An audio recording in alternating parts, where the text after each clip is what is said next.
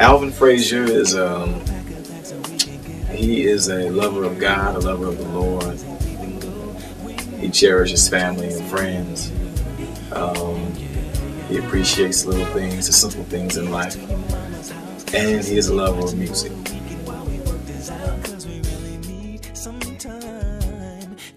A Wonderful Love, as it relates to why I chose to name this new album A Wonderful Love, it's a recount of my life in a sense. And you know, throughout our lives, I think we're all looking for that ultimate love, that wonderful love, that thing we've been searching for. Everyone is looking or longing for love. And for me, when I thought about my life and attempted to recount my quest for a wonderful love, you know, we look for, of course, for me as a man and a woman, and loving a woman, and family between from our parents, my mother and father.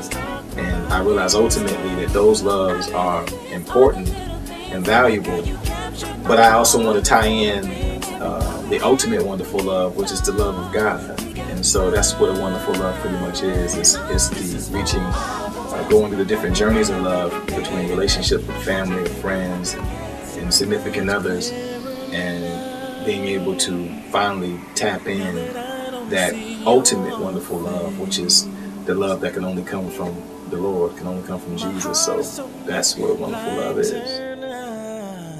I try to tap into music of yesterday. I was born in the 70s, and my mother used to always say, you know, he's been here before.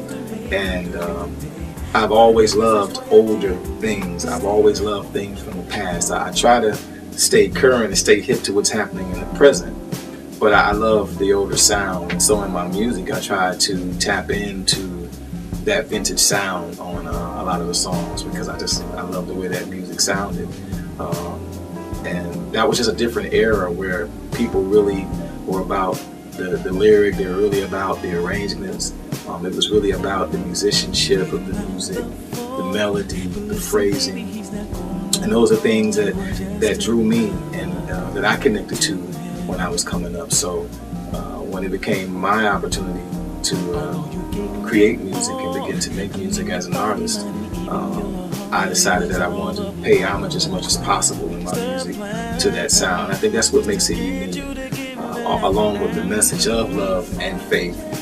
I'm talking about, of course, the romantic side of love, but I also talk about how tying in the love of God, the love of the Lord is so important to make even those relationships successful, to keep a good relationship going, or to save a relationship that may be failing, or just a relationship without necessarily dealing with someone else, but just your relationship with God in the midst of everything. So I think it's a great combination, and there isn't really anything out that's like that right now that I'm aware of.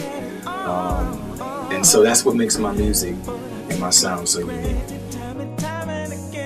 I had no idea it would take me 6 years to release another album. I released the first album, Love and Faith Volume 1, in 2000, late 2006, early 2007. And life happened, as it does for everybody.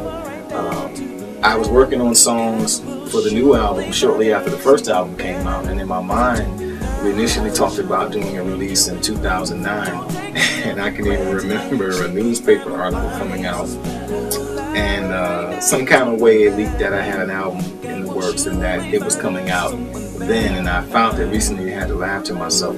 It was already entitled A Wonderful Love, but probably half of the songs that are on the album didn't even exist at that time yet.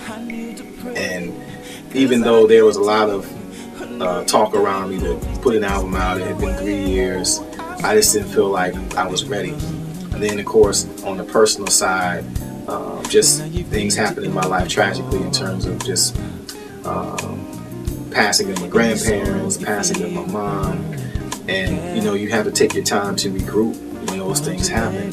And once I was able to feel like I had properly regrouped and was able to go back into the recording studio to work on doing music and to finalize the music I already had, then we went ahead and with full steam ahead to finally get the album out 6 years. 6 years after the first album, 7 years actually after the first album. in the process of working on A Wonderful Love, Love and Hate Volume 2, I told myself that I wanted to write more songs than I needed. So I took on the task in the midst of, as I said before, dealing with life and everything that was going on, and with dealing with life and the way I was writing and the things I was writing about. I just took to the studio and just started recording music and writing songs. And before it was all said and done, I had about 30 to 31 songs I had written within the window for A Wonderful Love, Love and Faith Volume 2. But of course, I wasn't going to release 30, but my initial thought was it's better to have more songs than you need so you have more to choose from. And that was kind of how I ended up recording 30 songs for the album. A good friend of mine who also is a producer and a musician, he's a drummer, Damion Dame the drummer, and he's a good friend of mine. He's, as I said, he's on the album playing on a few of the songs that has live drums. He was one of the friends who were constantly on me about, you need to get the album out, man. You need to get the album out, man. Come on, man. Come on. And you know, as artists, we are very temperamental. We're very sensitive. I try not to be too sensitive, but you know, I have to admit that I am a little bit. And he says, hey, one day finally, he says, look, man, I'm tired of you lollygagging around. I'm coming over to the house, and we're gonna listen to these songs. I said, you gonna go through all 30 songs? I went through all 30. So we sat in my studio, and he sat down with a sticky pad, and basically he wrote the titles of all the songs down, and he was kind of doing what Berry Gordy did with Motown in the quality control meetings, where they would have you know, different employees from the company get together in a room. They would listen to upcoming singles or songs that were to be recorded and used for an album, and the people would vote on it and decide if they felt like the song was good enough to be released or good enough to be released as a single, if that was the case. So Damon basically sat in, and you know, as an artist, you're always trying to explain your songs, and you would shut me down. Don't know, man, don't explain, I don't want to hear it, I want to hear it. So he just literally sat there, and I had my back to him. He was sitting behind me, and so I would play a song, he would listen to it from beginning to end, and he would grade the song. And you know, from 1 to 5, I believe it was, 5 being the strongest, 1 being the weakest, and he would just write on his sticky pad. Every so often I feel him smack the back of my chair, so I guess he would smack the sticky pad on the back of my chair with the songs that he was picking out. And so I looked over those. I also got with another friend of mine who, and both of them A&R to project, Terry Dillard, who worked for Solar Records in Los Angeles, where the Whispers, the Deal, Lakeside, Dynasty, all those artists had come out of in the 80s, and had her to do some of the A&R, listen to some of the music as well. So I took what they had, and I went along with what I felt would be good to release, and that's how I actually came down to the songs that were officially released on the album. When I did Love and Faith Volume 1, of course that was my introduction to that theme, and with revisiting the Love and Faith series for Volume 2, I feel like the 6 years that it took to release the new album was beneficial, because I had grown a lot. I had gone through a lot and had grown a lot between the 2 albums.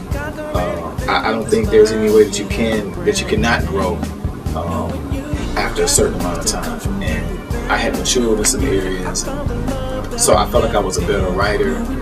I felt like I was a better vocalist, I was a better producer, I was a better arranger. So many things about me I felt like had advanced, and that's what makes this album different than the first one, because I was able to delve into some different subjects as it relates to Love and Faith. You know, everything isn't, you know, just a bed of roses. You're dealing with the right side of Love and Faith, which is the beautiful dynamic of love and God being tied into that love and your relationship with your significant other. But then there's that, as I mentioned before, where you're dealing with a relationship in trouble, where you're looking at the front door thinking like, God, if you don't come in and do something, I'm walking away, I'm gonna leave it, you know, or dealing with the wrong kind of person, So I tried to just delve into different subjects and go a little bit deeper than I did the first album, and that's how I feel like what makes this album so different than the first one.